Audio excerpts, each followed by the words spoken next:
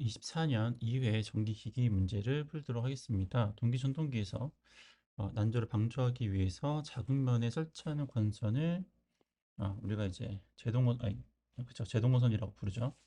어, 동기전동기 같은 경우에 동기기기는 항상 일정한 속도를 유지를 해야 되기 때문에 음, 부하가 걸렸을 경우에 속도가 잠시 떨어지는 듯 하지만 다시 원래 속도를 유지하기 위해 속도가 상승하죠.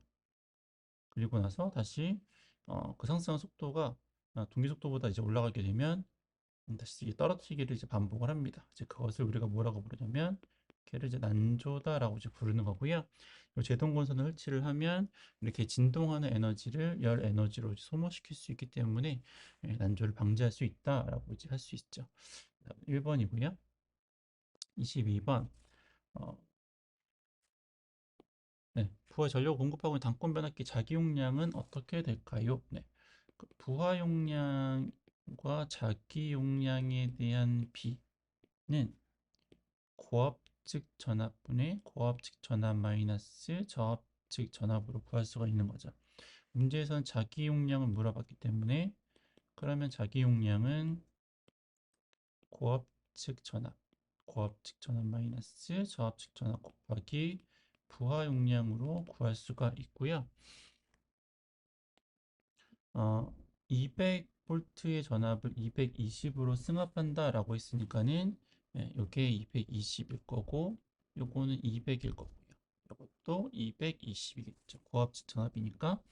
그리고 부하측 전압은 30이라고 했으니까 여기에다가 30을 넣어서 최종적으로 계산기를 누르시면 될 것 같아요. 220 분의 220 마이너스 200 곱하기 30. 그래서 계산기 누르면 2.72 kVA가 된다더라. 답은 4번이 되겠네요. 기본 공식에다 대입해서 구하는 문제이기 때문에 이렇게 하시면 될 것 같고요. 23번 델타 Y로 했을 경우에 1, 2차 간의 위상차가 어떻게 될까요? 1차가 델타고 2차가 Y다라고 하는 거죠. 어, 음, 델타 결선 같은 경우에 요거를 이제 기준이죠. A, B를 이제 기준으로 삼고, 그럼 여기는 BC가 될 거고, 여기는 이제 CA가 되겠죠. 성간전압이에요. 이제 델타 결선 같은 경우에 성간전압이나 상전압이나 어차피 이제 동일하긴 하지만, Y 결선 같은 경우에는 이제 이렇게 되죠. A상을 기준으로 했을 경우에 얘는 상전압인 거죠. 얘는 B상, 얘는 C상, 그렇죠? 그래서 델타 결선의 경우에는 이제 이게 이제 성간전압을 이제 의미를 하게 되는데 Y 결선 같은 경우에는 이제 이 부분이 성간전압이 되는 거죠. V, A, B. 그렇죠? 그래서 요것과 요것의 위상차가 어떻게 될까요? 라고 이제 물어본 거고요. 그래서 요거를 요, 요 부분을 예, 이동을 한번 해서 여기에다가 이제 이렇게 붙이는 거죠. 이런 식으로. 그죠? 예. 이렇게 이제 붙인다라고 했을 경우에 그럼 요 사이의 값이 각도가 몇일까요? 라고 하는 건데 요거는 이제 30도가 되는 거죠. 전차가 이제 60도니까는 그거를 이제 반으로 잘랐으니까는 그래서 그 위상 1, 2차 간의 위상차가 30도가 된다. 라고 하는 거니까 굳이 뭐 원리까지는 아니더라도 기본적으로 30도 위상차가 난다. 이렇게만 생각을 하셔도 될 것 같아요. 상관전압, 뭐 선전류 뭐 이런 관계에 있어서의 모든 이제 문제들이 다 30도의 위상차를 갖고 이제 푸는 문제들이 많기 때문에 30도만 기억을 하셔도 될 것 같고요. 24번 어, 전동기의 제동 방법이 여러 가지가 있죠. 발전 제동도 있고 회생 제동도 있고 이제 역전 제동도 있고 그 중에서 운동 에너지를 전기 에너지로 변환시킨다. 그래서 우리가 전동기가 이제 회전을 하고 있을 때, 전동기가 이렇게 회전을 할 때에 전동기라고 하는 거는 이제 전원을 연결을 해서 회전을 시키는 기기인 거죠. 근데 얘가 회전을 막 한 상태에서 전원을 내가 끊었어요. 음.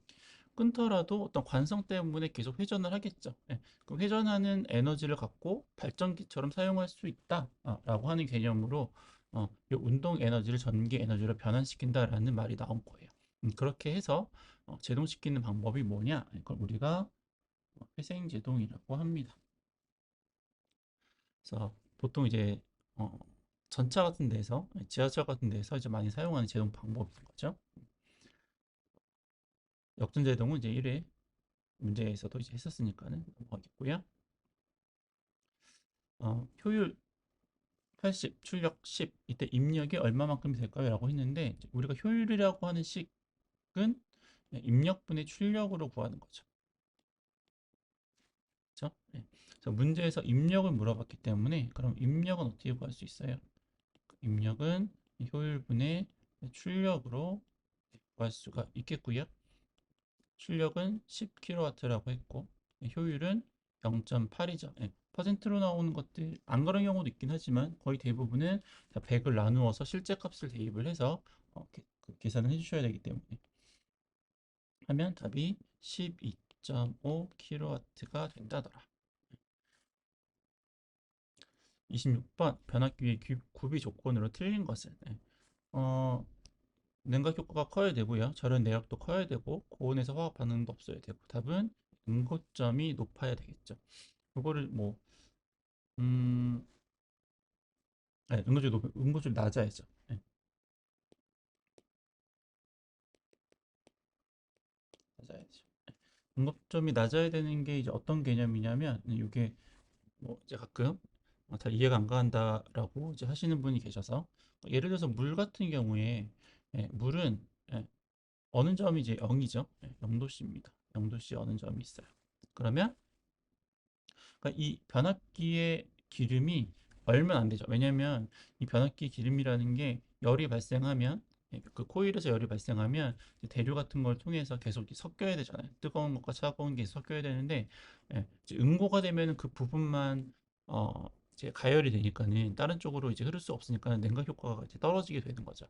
그래서 어, 응고가 되면 안 돼요. 응고가 되지 않도록 해야 되는데 그럼 이제 어떻게 되는 거냐? 물이 0도씨라고 이제 우리가 가정을 했을 경우에 10도씨면 10도씨에서는 액체 상태인 거죠. 그렇죠?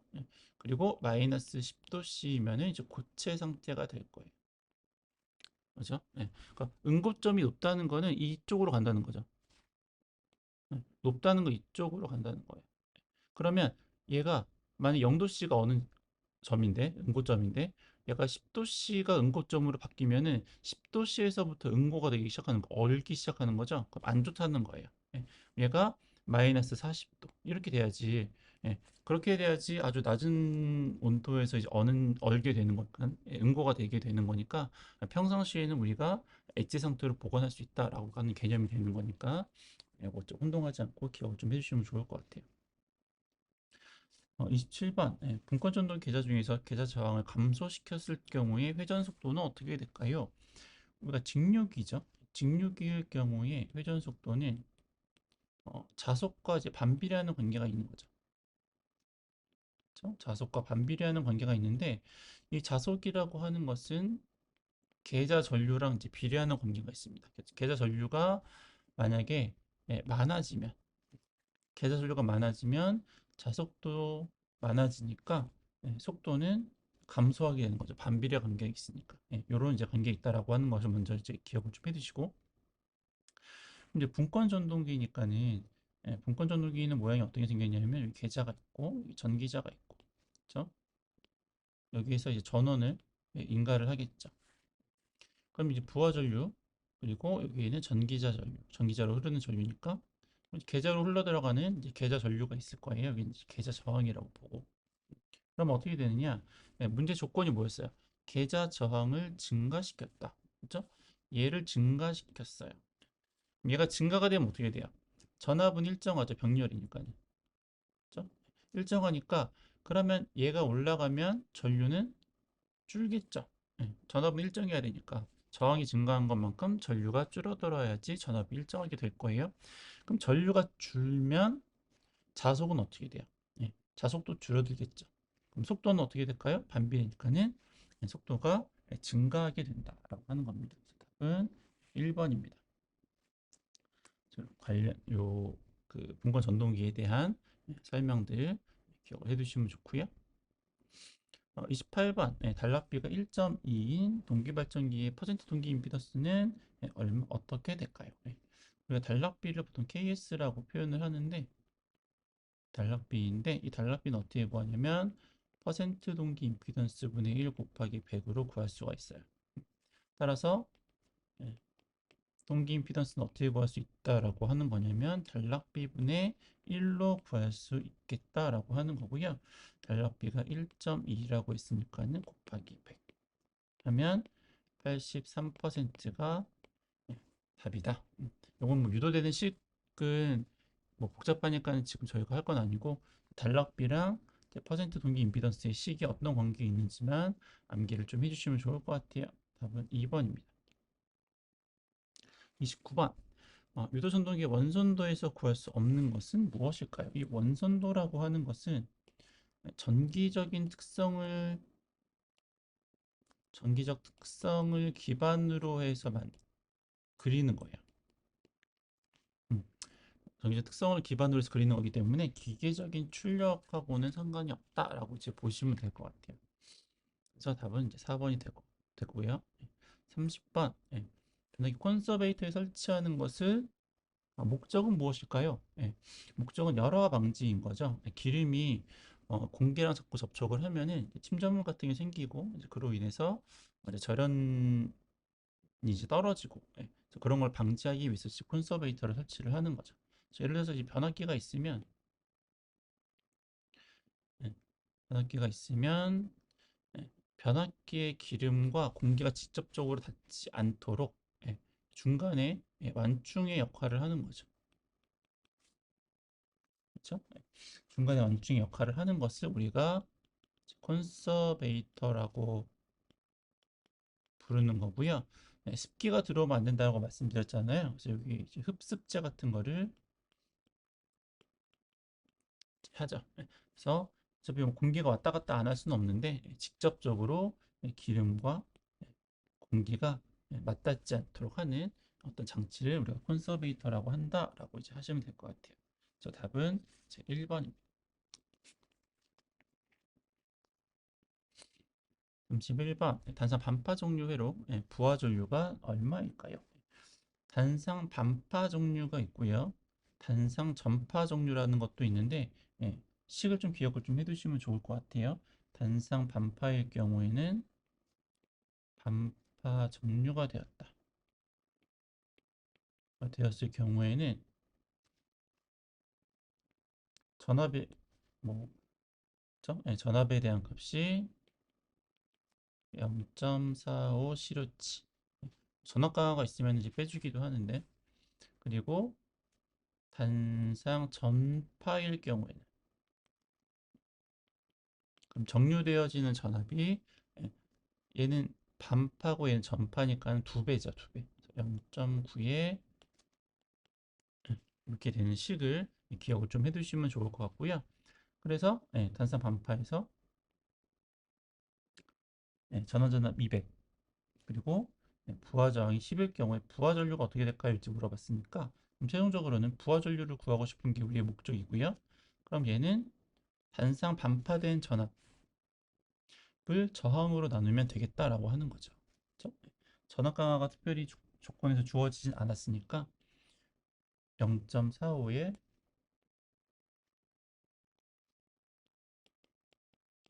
곱하기 200 그렇죠? 요거예요. 요거 계산한 거고 저항은 10 계산기로 누르면 9A가 답이 된다라고 하는 겁니다. 그래서 요 식은 좀 기억을 좀 해두세요. 자주 나오진 않지만 어려운 식은 아니니까는 기억을 좀 해두시면 좋을 것 같고요. 32번 권수비가 얼마일까요? 이렇게 물어보죠. 변압기의 권수비가 얼마일까요? 보통 A라고 표현을 하고요. V2분의 V1 원래대로 따지면은 2,2분의 2원이 맞기는 한데 근데 이제 이상적인 변압기를 이제 보통은 우리가 실제로 사용하는 변압기는 아니니까는 그냥 전압을 가지고도 변압기로 권수비를 이제 표현을 하기도 해요. 그리고 권수 N2분의 N1. 전류는 반비례죠. I1에 I2. 그죠? 그리고 임피던스는 R2. 정이라고 해도 되고 임피던스라고 해도 되고 이런 이제 관계가 있는 거죠. 그래서 우리가 무엇을 대입을 하면 좋을까요? 주어진 조건 중에서 주파수는 필요 없죠. 그러면 1차 전압과 2차 전압에 관련된 값으로 풀면 되겠네요. 1차는 6300, 2차는 210, 그러면 얘는 30 이렇게 나오겠네요. 답은 1번. 변압비에 대한 식은 중요하죠. 꼭 암기를 하셔야 되는 식이고요. 33번. 변압기의 무부하 시험, 단락 시험에서 구할 수 없는 것은 무엇일까요? 또 이제 무부하 시험이 있고 이제 단락 시험 다른 말로 이제 구속 시험이라고도 이제 하고요. 무부하 시험에서는 보통 이제 철송 같은 거 그렇죠? 구할 수 있고 그리고 단락 시험에서는 우리가 이제 동선이나 아니면 전압 변동률 같은 걸 구할 수가 있죠. 저런 내력은 구할 수가 없습니다. 뭐하시고 34번 유도전동기의 무부하 시의 슬립은 어떻게 될까요? 부하가 없는 경우죠. 부하가 없어요. 무부하라는 건 부하가 없다라는 얘기고요. 슬립은 공식 외우셔야 된다고 말씀드렸어요. S 마이너스 요거는 요거는 전격 속도고 요거는 무부하시 속도라고 이제 보시면 될 것 같고요. 부하가 없다. 부하가 없는 경우 부하가 없으면 전동기의 이 속도가 무부하시의 속도랑 이제 거의 똑같게 되는 거죠. 부하가 걸리지 않았으니까. 그러면 그때 슬립은 0이 되겠죠. 부하가 없는 경우. 그러니까 이렇게 되는 경우여서 전동기 속도랑 회전자기 속도, 무부하 속도가 이제 같게 되는 경우니까 그러면 이제 슬립은 0이 되겠죠.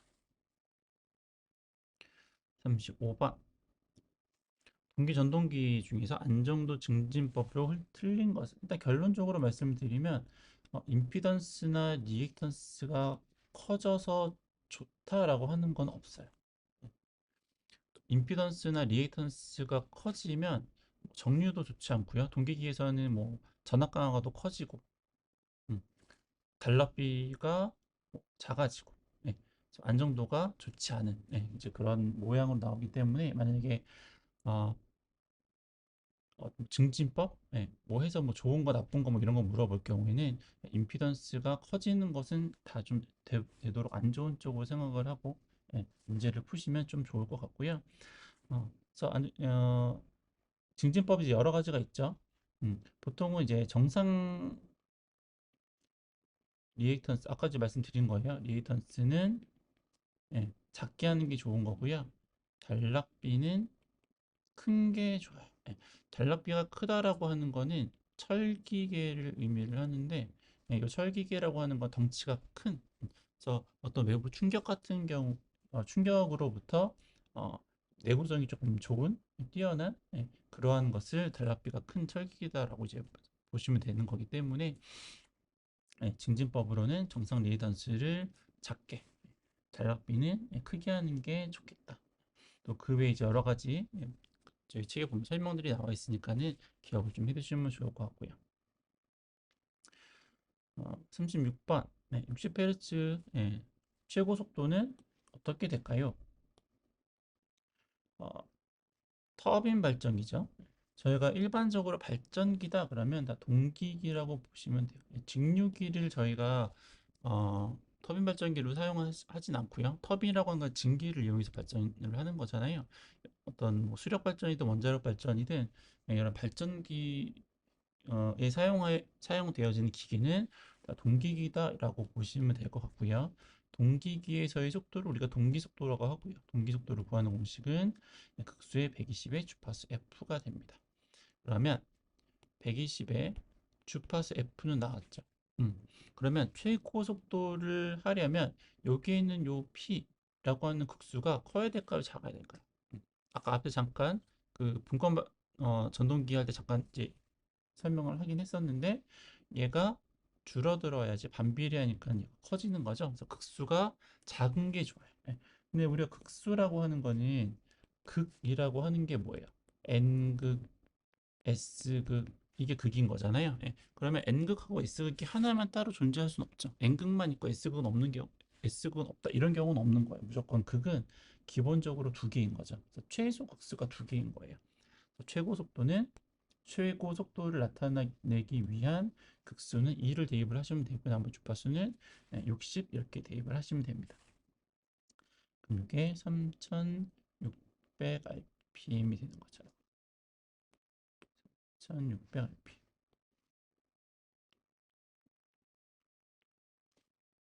그쵸? 네. 극수가 주어지지 않았지만 우리가 최고 속도라는 단서를 가지고 문제를 이렇게 풀 수도 있다라고 하는 겁니다.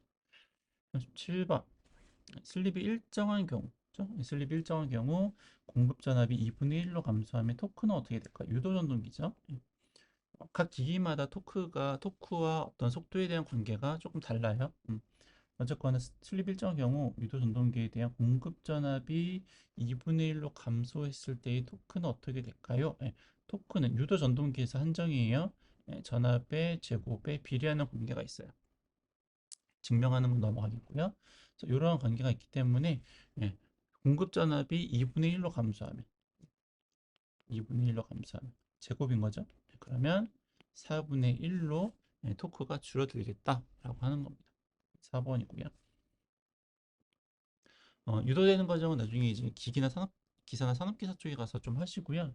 이게 뭐좀 이렇게 쉬운 건 아니니까 또 하다 보면은 또 정신이 또 멍해질 수 있으니까는 여기서는 그냥 유도전동기 토크랑 공급전압의 관계가 이렇다라고 하는 것만 생각하시고 넘어가시면 될 것 같아요.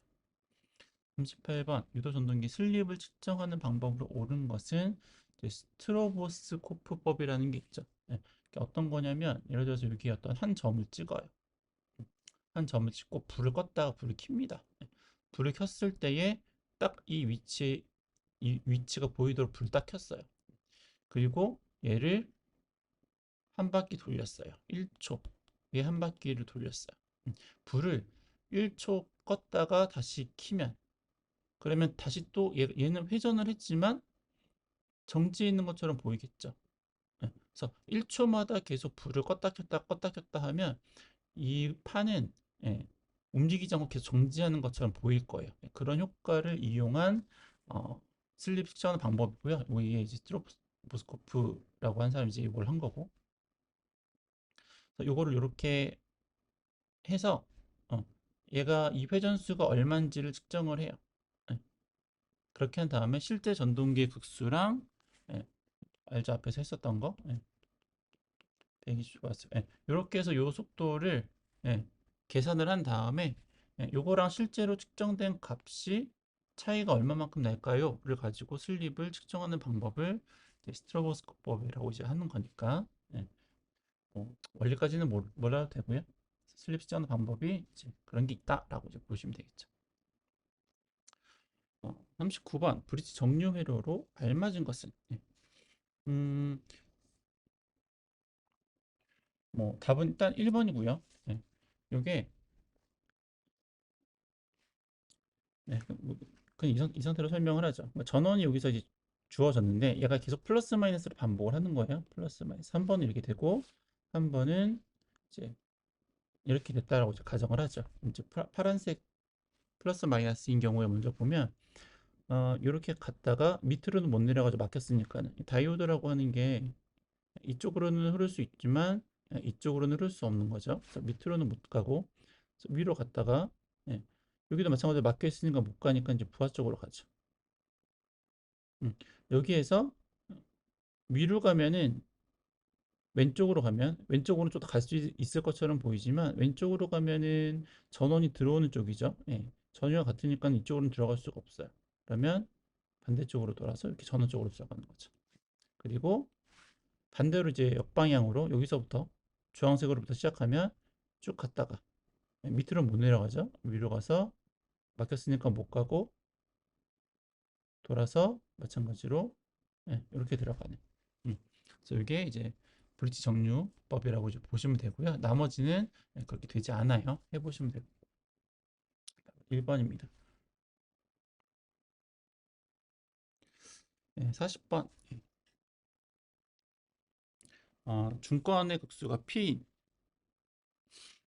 직류기에서 병렬 배수는 어떻게 될까요? 이게 중권이라고 하는 게 있고 파권이라고 하는 게 있죠. 중권이라고 하는 것은 극수와 병렬 배수가 똑같죠. 파권은 파권은 언제나 2인 거죠. 그리고 이제 계산 문제에서도 같이 나올 수 있으니까는 참고로 알아두시면 좋을 것 같아요. 파권은 이렇게 파도처럼 이렇게 파도처럼 생긴 게 파권이고요. 중권은 이제 이렇게 생긴 게 중복되기 위해서 이렇게 감겨서 나아가는 게 주권입니다. 중권입니다. 그래서 파권 같은 경우에는 병렬 횟수가 두 개밖에 나올 수 없고 중권은 극수만큼 이제 병렬 횟수가 존재한다라고 이제 보시면 될 것 같아요. 해서 24년 2회 기기 문제를 모두 풀어봤습니다.